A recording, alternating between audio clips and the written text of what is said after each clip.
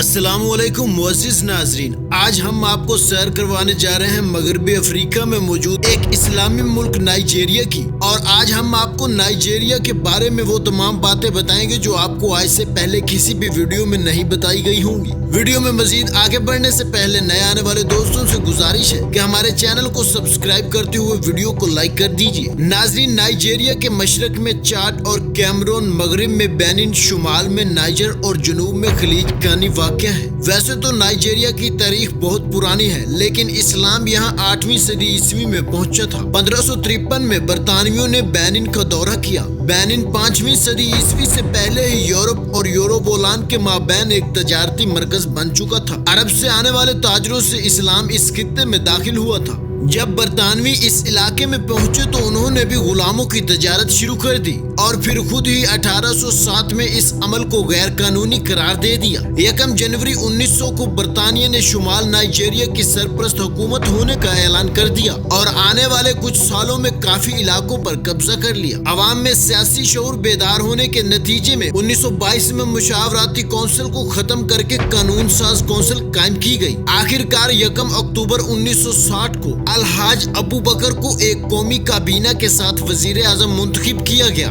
और आने वाले ठीक 3 सालों के बाद ये मुल्क वफाकी जमहूरिया नाइजीरिया बन गया था। हुकूमत बरतानिया के अलावा इस मुल्क पर कोई भी और मुल्क हुकूमत न कर सका।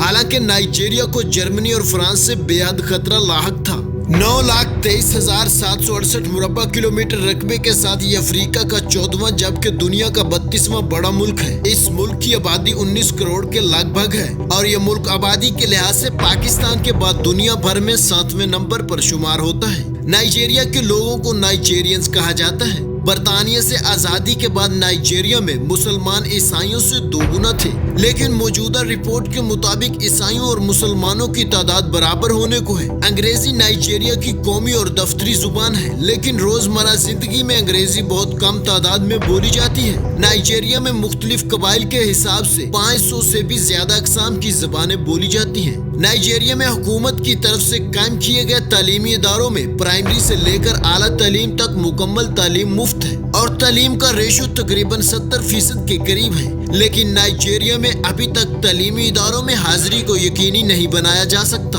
कई सारे इक़दामात करने के बावजूद भी बच्चे स्कूलों का रुख नहीं करते। नाइजीरिया में इस वक्त भी 250 से ज्यादा कबाइल मौजूद है। वक्त के लिहाज से नाइजीरिया पाकिस्तान से 4 घंटे पीछे है। नाइजीरिया का कॉलिंग कोड +234 है।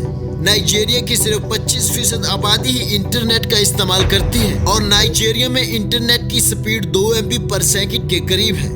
दुनिया में सबसे ज्यादा जुड़वे बच्चे भी नाइजीरिया के एक कबीले में पैदा होते हैं। 1984 तक नाइजीरिया के लोगों को यूके जाने के लिए वीजा की जरूरत नहीं होती थी। नाइजीरिया दुनिया में तेल पैदा करने वाला 12वां बड़ा मुल्क है। एक दिन में 25,25,000 बैरल से ज्यादा तेल नाइजीरिया पैदा करता है और नाइजीरिया की आमदनी में तेल का बहुत अहम किरदार है। मुल्क की तकरीबन 85% आमदनी का इन्हिसार तेल से हासिल होने वाली रकम पर किया जाता है। तेल के अलावा ज़राअत नाइजीरिया की माशियत में अहम किरदार अदा करती है। काजू, तेल, फलियां, मकई, तरबूज, केले, सोयाबीन, शकरकंदी, जवार, चावल और बाजरा नाइजीरिया में पैदा होने वाली ज़राअत की अक़साम है। तकरीबन नाइजीरिया की 70% आबादी ज़राअत के शोबे से मुंसलिक है। ज़राअत की ज्यादातर अशिया मुल्क के अंदर ही इस्तेमाल होती हैं, जबकि तेल के अलावा नाइजीरिया में सबसे ज्यादा रबड़ एक्सपोर्ट की जाती है। सोना, लोहा, जिंक, चूने के पत्थर और कुदरती गैस जैसे बेशुमार ज़खायर नाइजीरिया को दुनिया के बड़े बड़े अमीर मुमालिक की सफ में ला सकते हैं,